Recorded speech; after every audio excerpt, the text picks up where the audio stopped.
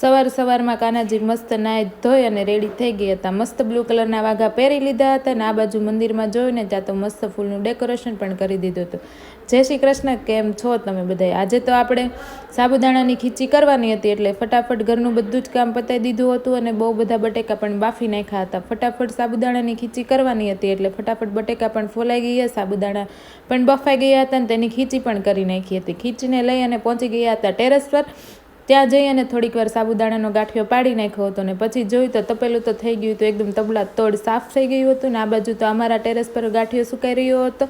બાજુના ટેરેસ પર નજર કરીને તો ત્યાં પણ તો બહુ બધો ગાંઠિયો સુકાઈ રહ્યો હતો અને આ બાજુ આવીને આ બાજુના ટેરેસ પર જોઈને ત્યાં પણ ગાંઠિયો સુકાઈ રહ્યો હતો। અત્યારે સિઝન છે વેફર અને ગાંઠિયાની। મસ્ત એવા બપોરે જમી લીધું હતું અને જાગીને નીચે ગયા ને ત્યાં આવી ગયા હતા 12 બોળિયા અને આ બાજુ ધાણા વીણાઈ રહ્યા હતા, પેલી બાજુ સાડીમાંથી ડાયમંડ નીકળી ગયા હતા। બસ આજનો વિડીયો એટલો જ, આવજો।